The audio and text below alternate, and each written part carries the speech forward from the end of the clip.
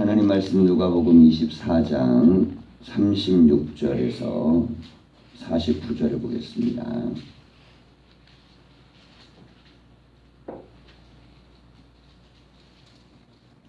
교독하겠습니다. 이 말을 할 때에 예수께서 친히 그들 가운데 서서 이르시되 너희에게 평강이 있을지어다 하시니 그들이 놀라고 무서워하여 그 보는 것을 영으로 생각하는지라. 예수께서 이르시되 어찌하여 두려워하며 어찌하여 마음에 의심이 일어나느냐. 내 손과 발을 보고 나인 줄 알라. 또 나를 안쪽으로라.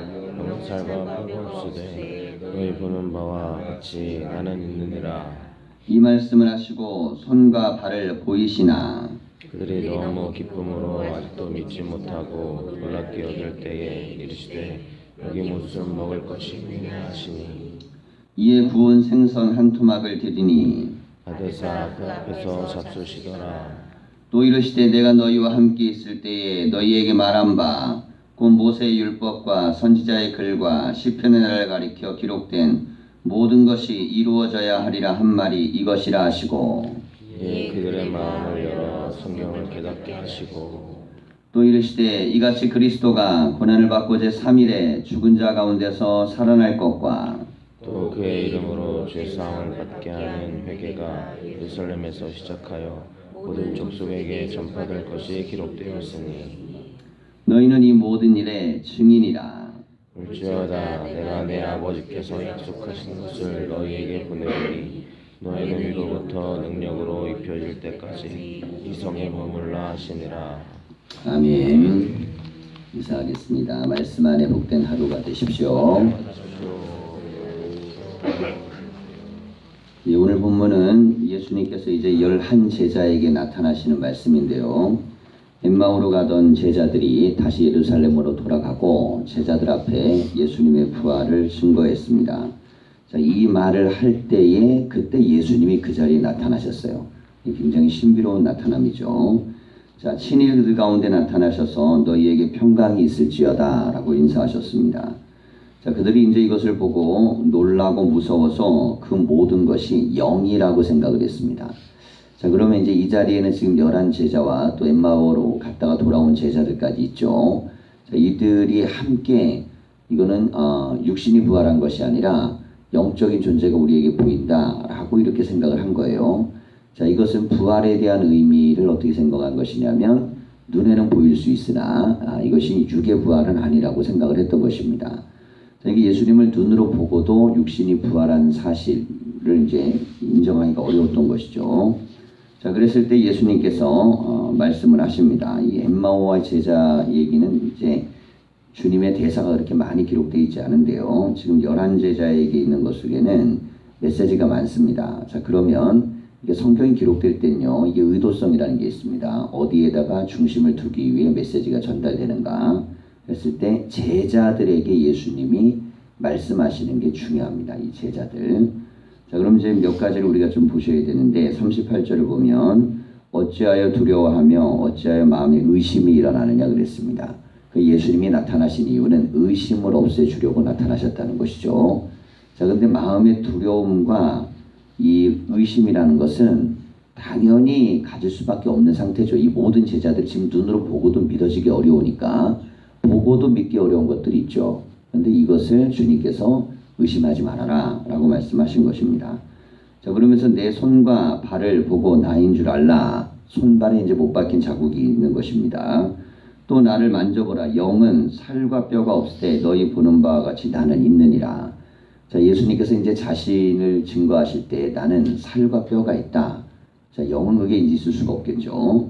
자, 이 말씀하시고 손과 발을 보이시나 그들이 너무 기쁨으로 아직도 믿지 못하고 그랬어요. 자, 이게 손발을 보이시고 못자국을 보여도 믿을 수 없는 거예요. 너무 놀라운 사건이어서. 자, 그런데 우리가 이 대목을 좀 보면요, 좀 이상한 면이 있어요. 예수님이 살아생전에 수많은 기적을 일으켰을 때는 제자들이 굉장히 놀랍니다. 근데 그 다음에 막바로 뭐냐면 하나님께 영광을 돌리더라 이렇게 돼 있어요. 놀랍긴 한데 하나님께 영광을 돌렸거든요. 근데 부활의 사건은 놀라우면서 믿지를 못하는 거예요. 이 왜 이러냐면 예수님이 행하신 사건과 예수님이 죽었다 살아난 사건은 좀 다릅니다. 자, 예수님이 행하신 사건, 예수님의 능력이 되지만 예수님이 죽었다 살아난 것은 그건 하나님의 능력입니다. 이 영역이 좀 달라요. 아버지께서 아들을 살려내신 것인데, 물론 이 예수님 스스로가 갖고 있는 이 놀라운 기적을 일으키는 능력도 놀라운 일이었지만, 죽음을 이기고 살아나는 것은 이 제자들이 도저히 이것들을 받아들이기가 너무 어려웠어요. 자, 그래서 그것들을 보고도 믿지를 못했다는 것입니다. 자, 기쁘기도 하고 놀랍기도 했지만 그것이 받아들여지기 쉽지 않았어요. 자, 그때 예수님께서 또 한 가지를 이제 보여주시는데, 41절을 보면 여기 무슨 먹을 것이 있느냐 하시니 이에 부은 생선 한 토막을 드리니 받으사 그 앞에서 잡수시더라 그랬습니다. 자, 이게 몸의 모습만 보여준 게 아니에요. 그거는 정말 그래, 영도 못자국이 있을 수도 있지, 살아났어도 우리가 눈에 보이는 건 영적인 무슨 천사 보듯이 그럴 수 있지, 여전히 이제 의심이 가시지 않자 주님이 마지막으로 보여준 게 뭐냐면 먹는 모습을 보여준 겁니다. 이 영이 먹을 수는 없거든요. 영이 뭐 이렇게 뭐 모양이 십자가에 못 박힌 그 못자국과 뭐 이런 것을 가지고 나타날 수는 있어도 먹을 수는 없습니다. 그러니까 먹는 모습까지 보이셔서 자기가 부활하신 존재임을 계속 증거하고 증명하시는 겁니다. 그러니까 알고 보면 우리가 부활의 증거는 누가 하는 거냐면, 부활의 증거는 예수님 스스로가 하시는 거예요. 난 부활했다. 자기를 드러내십니다. 드러내서 그들에게, 제자들에게 보이시고 많은 사람들에게 보여서 그들이 부활을 믿도록 만드는 거예요. 왜 예수님은 그토록 부활을 믿도록 만드는가? 우리가 이제 이 복음서 전체의 흐름을 보면요, 십자가 앞과 십자가 뒤로 이렇게 나뉘어집니다. 근데 이제 마가복음은 이제 핵심이 고난당하신 예수님에게 핵심이 있기 때문에 십자가에게 굉장히 중요한 비중을 둡니다. 근데 이제 이 나머지 이제 마태나 누가, 요한 같은 경우는 십자가보다 어디에 비중을 좀 많이 두냐면 부활의 비중을 많이 둡니다. 이 두 가지가 이제 굉장히 중요한 사건인데요. 십자가가 죄사함의 핵심을 두고 있다면 이 부활은 사망의 권세를 이기는 것이기 때문에 십자가 부활이 두 가지가 핵심적인 복음의 내용입니다. 어디에다가 이제 흐름을 더 많이 두느냐에 따라서 경험되어 있는 믿음의 고백이 좀 다르긴 한데, 이 복음서 이제 지금 이제 누가복음에서는 부활에 대한 부분을 굉장히 많이 다뤄요. 그러니까 십자가에 매달리신 장면을 한 장에 다루면 그 이후에 그 부활에 대한 메시지에 대한 것들도 뭐 거의 비슷한 비중이나 더 많이 다루면서 부활의 메시지를 다룹니다. 이 부활의 메시지에서 보여주고자 하는 것은 뭐냐면, 예수님이 십자가를 지시기 전까지는 사람들이 예수님을 보고 믿었어요. 다들 보고 그의 행적을 보고 믿고 그의 말을 믿고 막 이렇게 합니다. 근데 부활은 가장 가까운 제자조차 믿지 않는 장면을 굉장히 중요하게 다뤄요. 자, 이걸 왜 이렇게 기록했을까요? 이유는 부활이 그만큼 믿어지기 어려운 사건이기 때문입니다. 눈으로 봐도 안 믿어져요, 이게. 그런데 안 보고 어떻게 이게 믿어지겠습니까?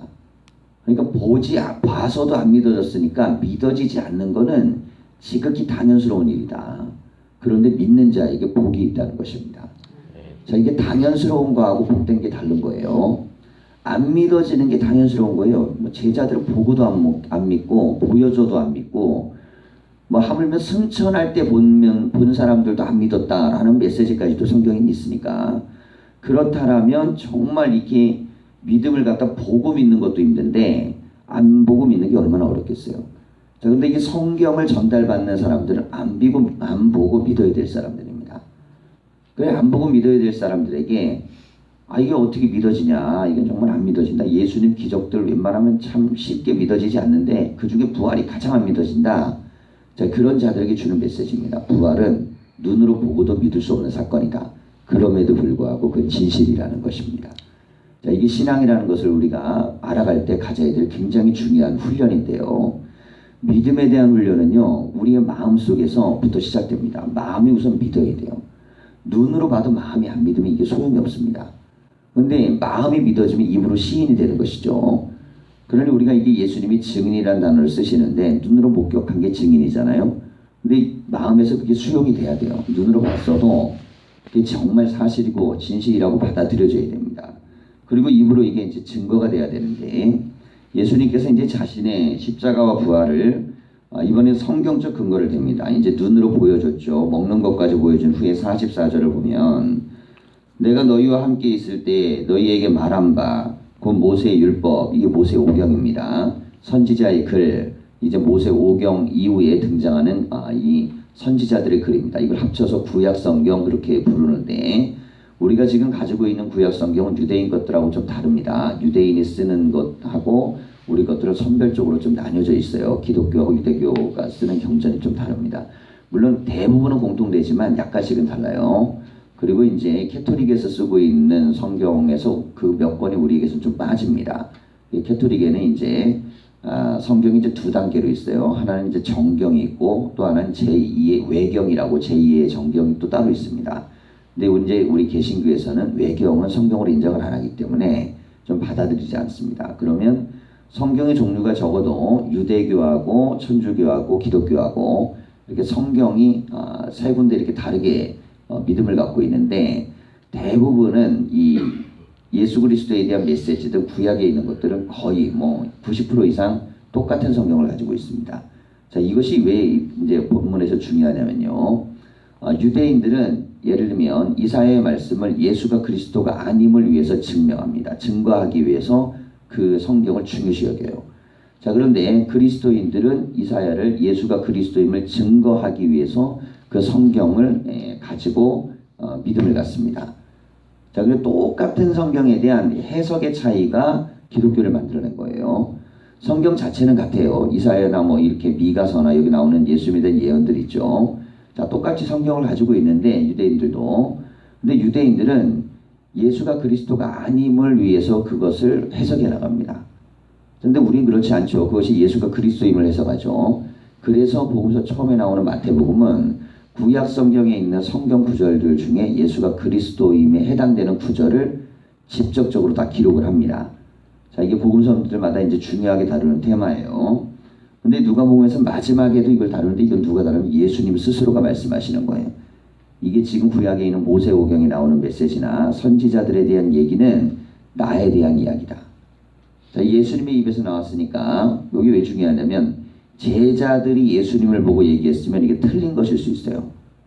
예수님 스스로가 얘기 안 하고 제자들이 예수님은 성경에 예언된 분이야 이러면 제자의 사상이 될 수 있습니다. 이게 대표적인 것이 불교예요. 자, 시타르타 같은 경우는 자신 스스로가 신적인 존재라고 믿지 않았습니다. 자신 스스로를 인간의 욕심과 탐욕을 벗어나면, 그러면 인간이 이 욕심에서 벗어나서 열반에 이를 수 있고, 뭐 일종의 이제 그들의 세계에서의 구원인데요. 이렇게 들어갈 수 있는 한 인간으로 생각을 했어요, 스스로를. 그런데 그의 제자들은 그를 신의 영역으로 높여놓습니다. 그리고 신처럼 숭앙하고 그에게 빌기도 시작하고 그에게 구원에 대한 요청을 하기도 시작하고, 자, 이렇게 만들어진 거예요. 그러니까 자기 스스로가 신이라고 하는 것과 제자들이 신이라고 하는 게 다릅니다. 자, 공자를 섬기는 것도 마찬가지인데, 공자는 중국에서는 종교까지는 아닙니다. 추앙받는 선생인데, 근데 이제 원래 이 중국이라는 곳이 이제 제사 제도가 있던 곳에 우리가 보면 그 이제 맹모 삼천지교가 나오죠.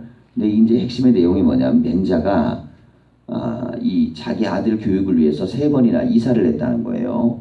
살림살이 이사하는 게 이제 그때는 어마어마하게 어려운 일인데, 근데 마지막에 가는 데가 어디냐면 공부하는 지역에 갔더니 맹자가 공부하더라 이렇게 돼 있잖아요.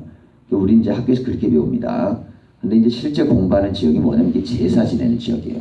제사법입니다. 그러니까 제사하는 훈련, 소위 말해서 그 사회가 가지고 있던 이 종교적 습성, 이런 것들을 중심으로 배우고 익히고 공부를 했다는 거예요. 그래서 나중에 훌륭한 사람이 됐다 이런 겁니다. 그런데 이제 우리가 공부 가르칠 땐 그렇게 가르치기 좀 이상하잖아요.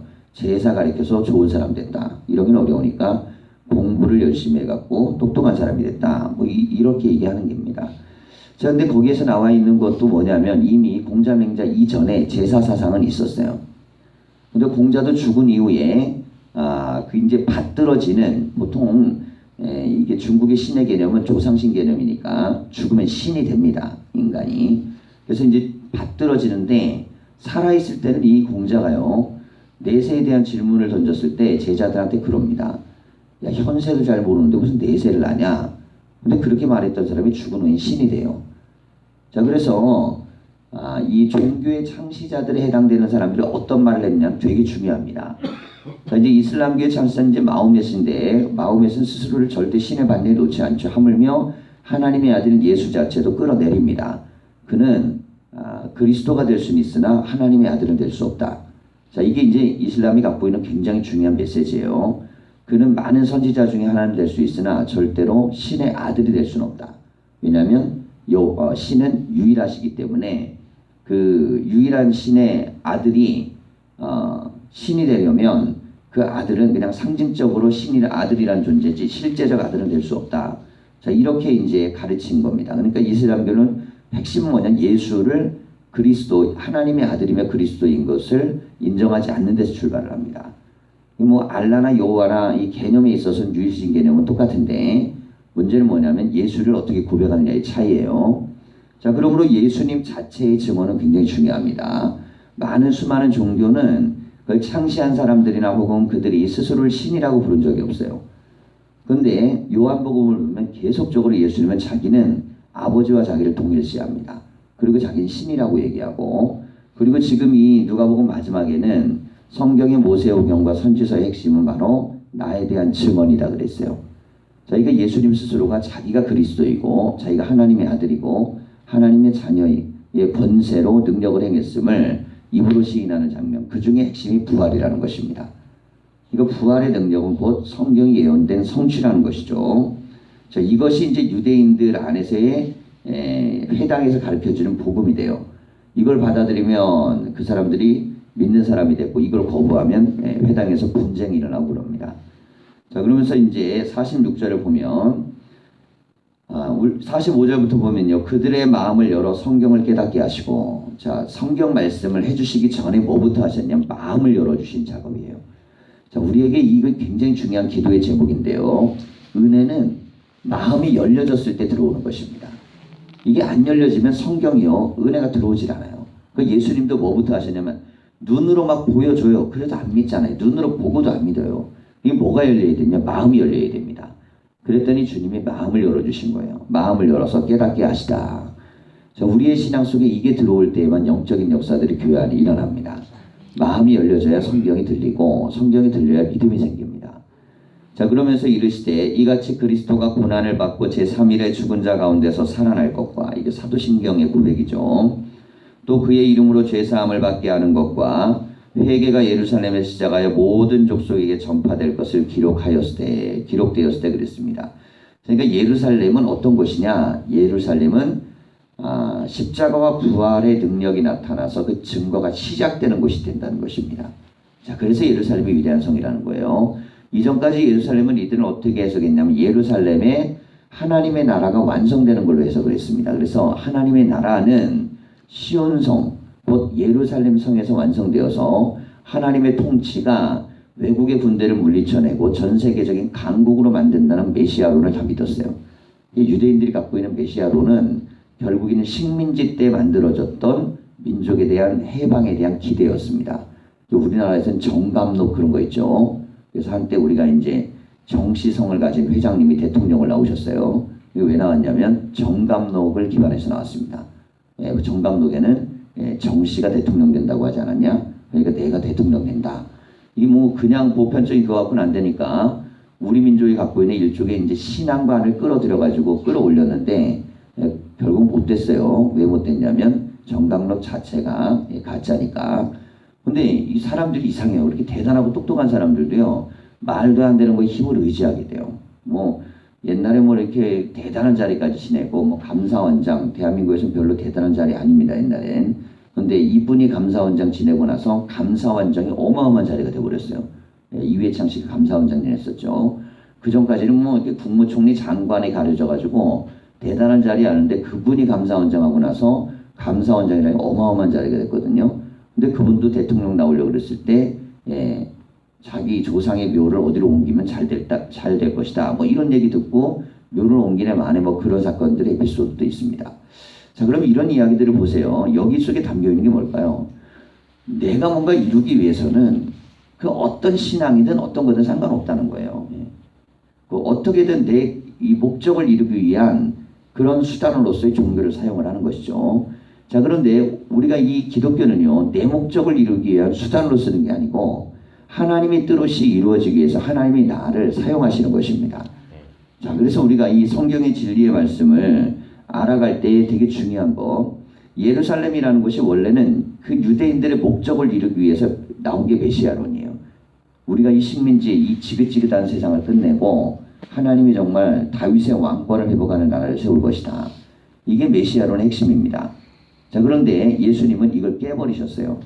자, 아직도 유대인들은 그걸 믿습니다. 유대에 가면 통곡의 벽이 있는데 예루살렘이 지금 이 성전이 회교도들한테 뺏겼죠. 그래가지고 그 이슬람 성전으로 되어 있습니다. 그 자리, 말하자면 성전 자리가 회교의 성전으로 바뀌어져 있기 때문에 그들은 그 벽에 가서 통곡을 하면서 웁니다. 뭘 우냐면 하나님이 빨리 이 땅에 오셔서 지금 여기에 이방인들이 세운 전이 무너지고 하나님의 성전이 새롭게 세워지기를 위해 기도합니다. 자, 핵심은 어디에 있냐면 예루살렘에 하나님의 통치가 이루어지는 거예요. 이게 이제 이스라엘의 구원의 핵심입니다. 자, 근데 예수님께서는 구원에 대한 메시지를 거꾸로 말씀을 하셨어요. 예루살렘에서 시작되어 모든 족속에게 전파될 것이다. 모든 족속까지 가는 것이 끝입니다. 자, 그런데 이제 이게 회개에서 물론 이제 성경을 해석하는 사람들 중에는 구약에 보면 마지막에는 예루살렘의 중심으로 만민이 구원받는 역사가 있을 것이다. 자, 이제 이 메시지들이 있기 때문에요. 결국은 복음은 예루살렘으로 돌아가서 유대인들이 회개하는 순간까지 가야 된다. 뭐 그래서 백투더 예루살렘 뭐 이런 뭐 운동도 하고 그래요. 인터콕 같은 데서는. 근데 그것은 이제 일종의 하나의 해석법이고 예수님이 말씀하셨던 핵심은 뭐냐면 예루살렘을 시작하는 것이고 그리고 세상을 향해 뻗어나가는 것입니다. 자, 이 얘기를 왜 하시는 거냐면 당시에 있었던 메시아론이 틀렸음을 얘기하시는 거예요.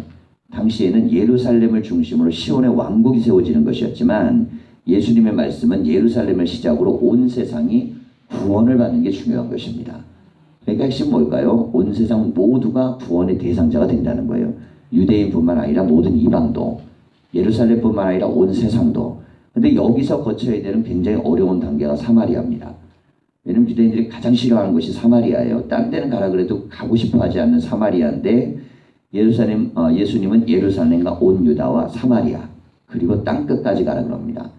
그러니까 사마리아를 거치지 않고는 땅끝을 못 가게 돼 있어요.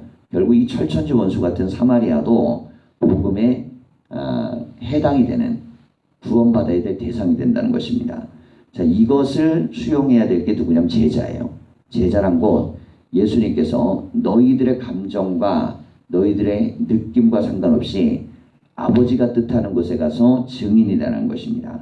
자, 그래서 48절을 보면 너희는 이 모든 일의 증인이라 그랬습니다. 증인이라는 것, 본 것, 들은 것을 증거하는 사람이죠.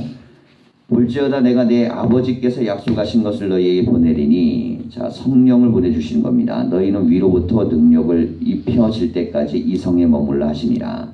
자, 누가복음 다음으로 이제 사도행전이 막바로 2편인데요. 누가행전이라 그러죠. 그래서 누가복음이 1편, 사도행전이 2편. 유일하게 성경 안에서 예수님의 사역과 교회 사역까지 기록한 사람은 누가 한 사람밖에 없습니다.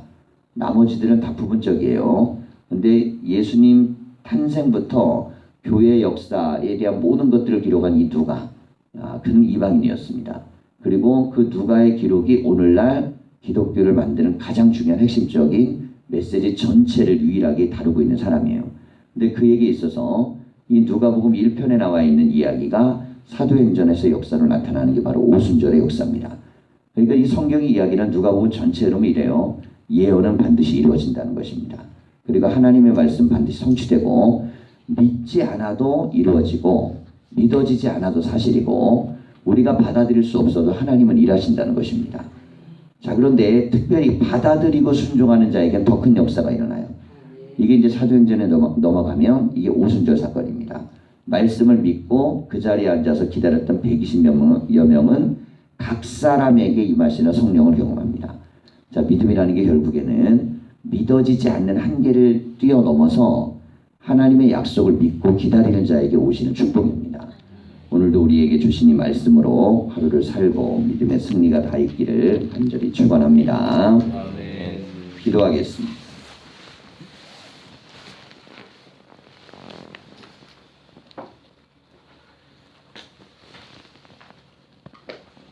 살아계신 하나님, 주님께서 사망의 권세를 이기시고 부활하셔서 제자들에게 보이시니 놀라운 신비로운 사건을, 하나님 보아도 믿어지지 않고 앞에 있어도 믿어지지 않았던 이 사건을 하나님 예수님은 직접 보여주시기 위하여 제자들 앞에 나서셨습니다. 우리에게 부활의 믿음이 들어오게 하여 주시고 이 부활의 믿음이 우리를 살리는 놀라운 은혜들을 경험하게 하여 주시옵소서.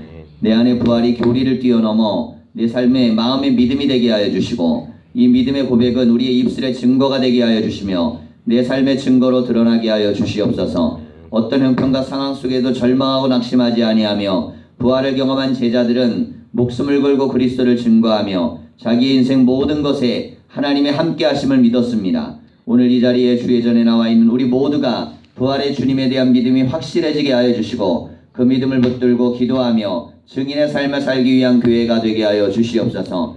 그리하여 우리 교회가 십자가의 은혜를 고백하는 교회를 뛰어넘어 부활의 능력을 세상에 증거하는 하나님 능력 있는 제단이 되게 하여 주시고 생명을 살리는 구원의 역사를 경험하게 하여 주시옵소서. 이 새벽에도 나와 제단에서 기도하는 모든 이들의 마음과 영혼을 여시고 우리의 기도가 하늘문을 열며 하나님의 역사가 일어나는 복된 기도가 되게 하여 주시옵소서.